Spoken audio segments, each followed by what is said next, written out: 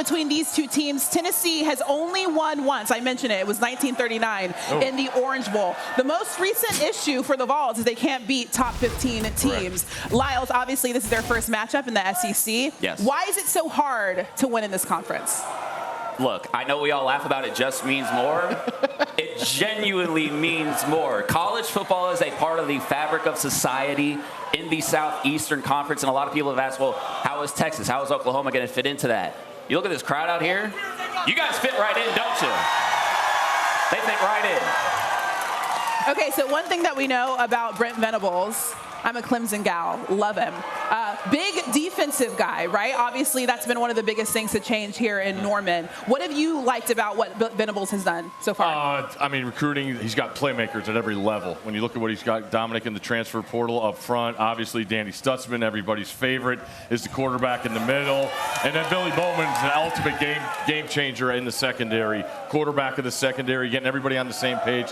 They need those guys. They're stars to play great today. With this atmosphere, the way the crowd's going to be, how Venables has turned this in. Oklahoma's been offense, right? Forever. Now they pride themselves on defense. They need that defense. With the injuries on the offensive line they've had so far this year, they need that defense to be prompt tonight. I mean, he says that Oklahoma's been offense, but the Big 12 historically has always been offense. So what have you liked about what Venables has been able to do? Again, it goes back to what Steve was saying, that transition and being able to play really good defense. I think that's going to help them transition into the SEC. It's almost like an opposite Lincoln Riley, though I think Brent Venables is going to be able to meet that. Don't say his name. I know it. Don't say it. Brent Venables is going to make that balance even better, and I think they're going to have a lot of success in this conference because of it. So as we know, you said they're going to have a lot of success in this conference. This is their first matchup in the SEC. Steve, how do you feel like this team fits in this conference? Oh, it's great. When you talk about the history of the program, national championships, fan base, there are some deep roots here. I mean, look at Coach Venables going back to the national championships. Right. You know, you saw the feature on Heupel floating around from 2000 on game day.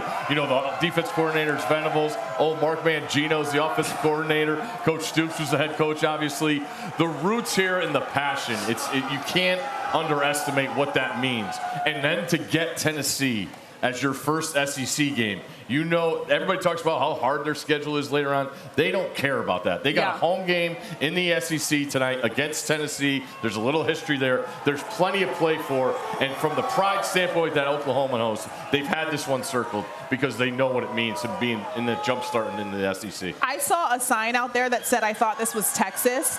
We've been talking so much about the fact that Texas is one of the top teams in the SEC. So how do you feel like Oklahoma will fit in the SEC conference? To me, when we talk about the two newcomers in Texas and Oklahoma, one of those teams won 6 out of the last 9 Big 12 championships.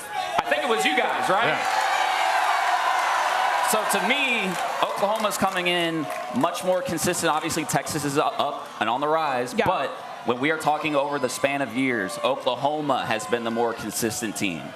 Let's talk about the quarterbacks, because the quarterbacks in this matchup are 49 years old if you add both of their ages together, which is great. It's young. How old are you? Should I ask that question? No. Is that something you can ask? I know you can't Not ask women 49. that, but how do you expect the quarterback matchup to play out today? I think with Jackson Arnold, the biggest thing is decision making. He has to be great with his decisions, whether it's a third down, whether it's a second down and something breaks down up front.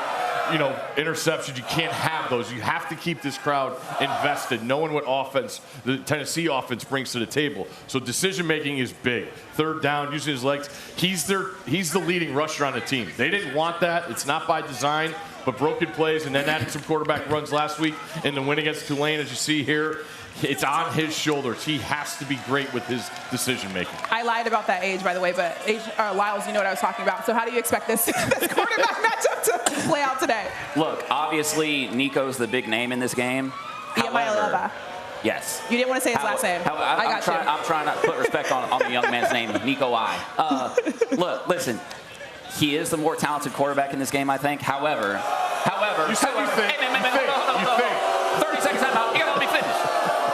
I think that with this Oklahoma defense that we've been talking about, including this crowd. Exactly. They haven't faced any adversity. Exactly. You cannot walk into a place like this and just think things are going to be sweet. It's not going to happen. They're not going to allow that to happen. No. I like this sign right here. It says, Tennessee ain't worth the Hype. Can we see that really fast? I like That's a really that. good song. It's a really good sign. Very creative. Spelled All right. right, too.